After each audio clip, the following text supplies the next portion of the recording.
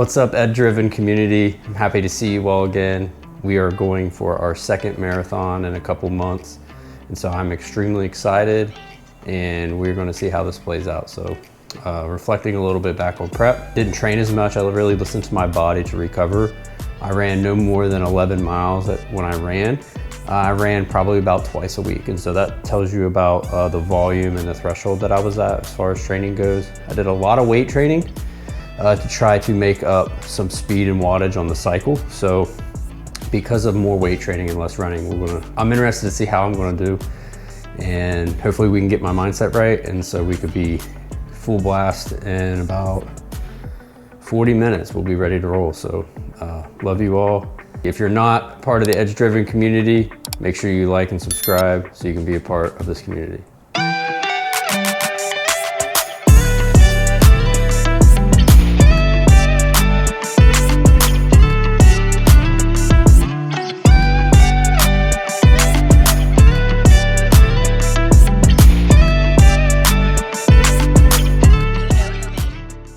Tank boy, your turtle's all the way over here, bud. Your turtle, you ready to go? Ready to have a good day?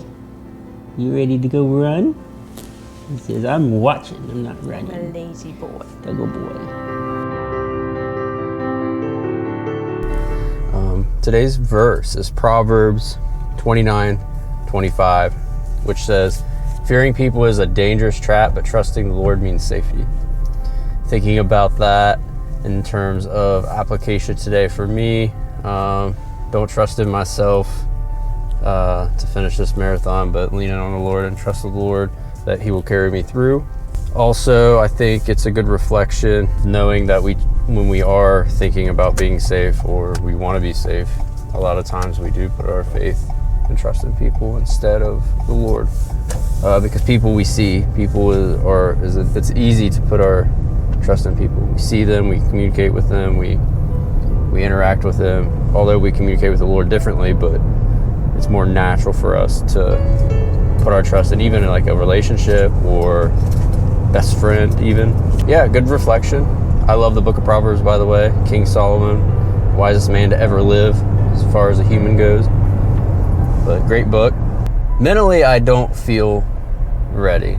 I think it's because this marathon is a little easier than the last marathon, and so leading up to this point, there wasn't like a chip on my shoulder necessarily. I do want to hit a time PR, so that's our main focus today. I would love to finish under 5 hours, which would be a great run time for me. I don't know if it's going to happen. I have to be okay with that. So this is really ultimately preparing me for future events down the road, like the Olympic triathlon, and then potentially, hopefully, an Ironman 70.3 in October.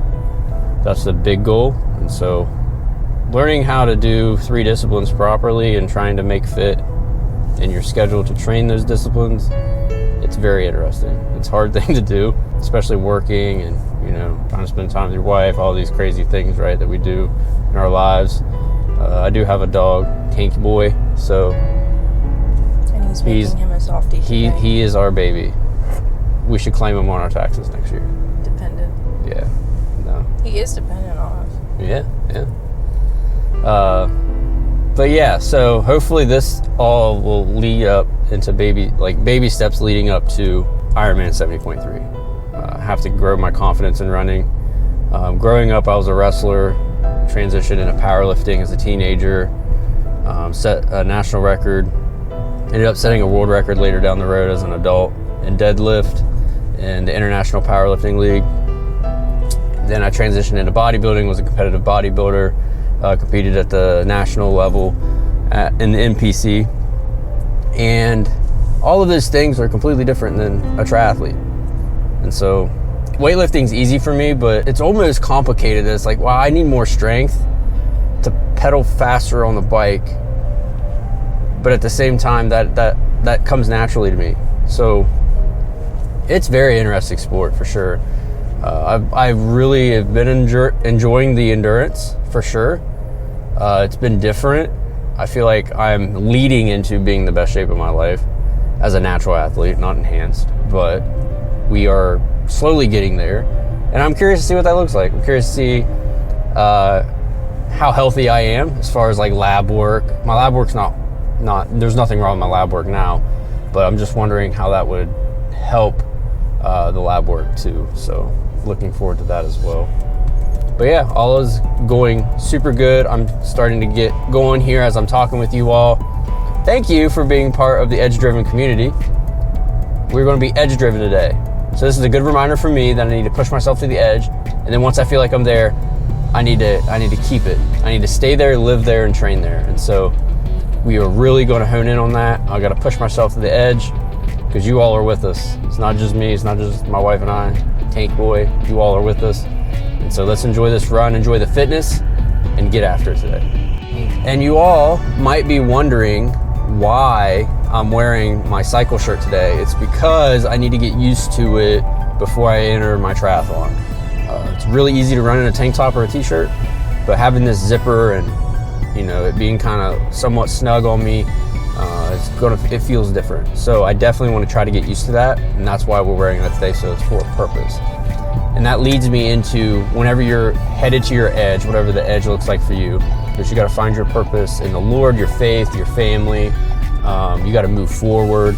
And so all of these things work together to help you achieve your goals and your dreams. Having purpose really pushes you. If you don't have purpose, you lack purpose, it's going to be really difficult for you to do anything.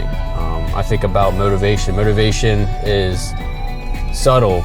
It varies, it ebbs and flows. And so we don't rely on motivation to push us, we rely on discipline. And so that discipline is what's going to push you to make you do the things to get you closer to that edge. When motivation, when you don't feel like you're motivated, motivation is low.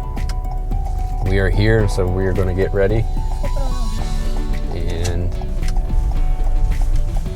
my wife told me to flip it around, so I'm flipping it around now. Here we are. We are here, or pulling in. And I'm glad to see that we're not late. Nope, everybody's on time. And this is the thing, like I am so pressed. I'm time pressed all the time. I'm like, it's almost, I associate time management with an idol almost. And I'm working on that, but this helps ease my nerves and calms me down to see that there are other people arriving when I'm arriving. I'm not late. It's 6:21. The race starts at 7. I think that's late for me, but hey, we're on time. That's what matters. Look, there's the packet pickup. Packet pickup. It said 6:30. We're before 6:30. Oh. We're sandwiched between cars. Yeah,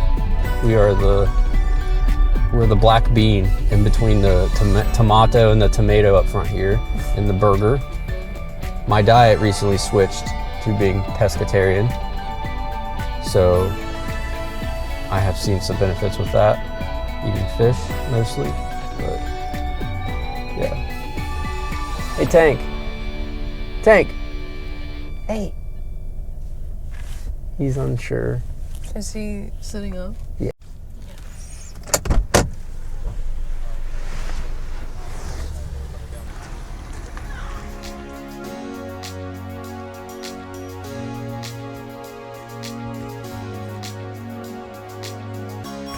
Hey, you ready to take it? Yes, sir. Today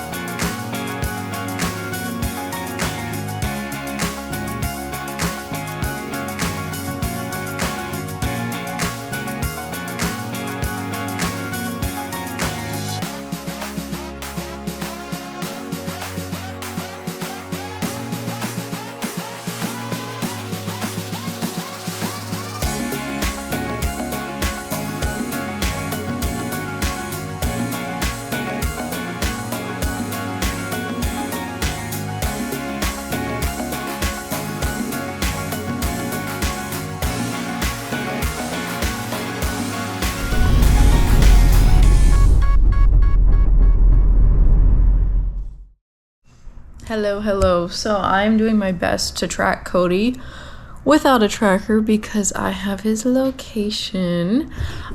So when I'm looking at that, it looks like, you know, there was these main river bends and then he's on the third one. And if we go here, river bend, and then he's up here. So that means he's about 5 miles in, maybe closer to 6. If he's right around here. So he's almost a quarter of the way done, which means an hour in, quarter of the way done. If my math is correct, he's doing pretty good.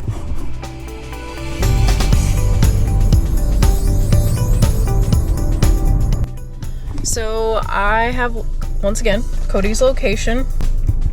First bend, second bend, third bend, he's right there. So we're getting close to being 6.6 miles out.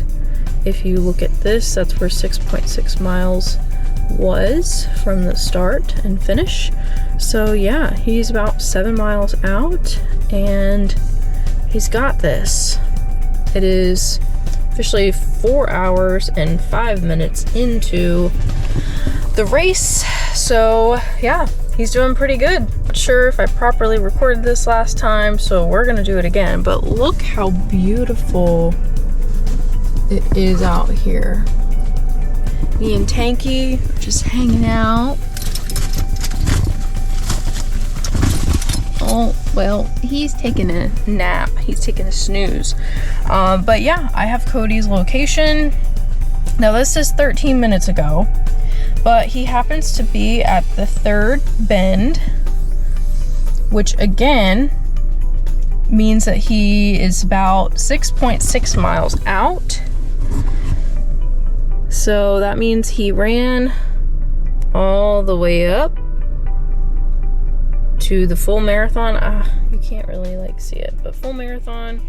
And then he turned around and then he's in this general area right now. So between 6 and 7 miles out from the start and finish line. So we'll be hanging out in here for a little bit longer, and then, you know, soon enough we'll be going to the finish line, waiting for our man.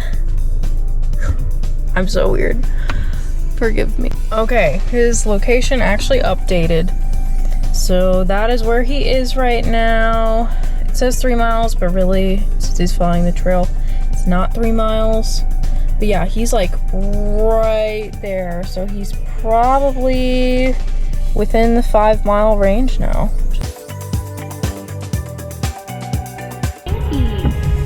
Thank you. Dad, right here. Woo! Let's go!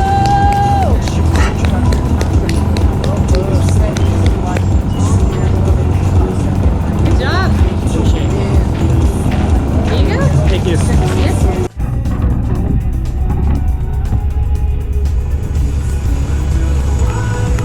hot, bud. You guys took forever.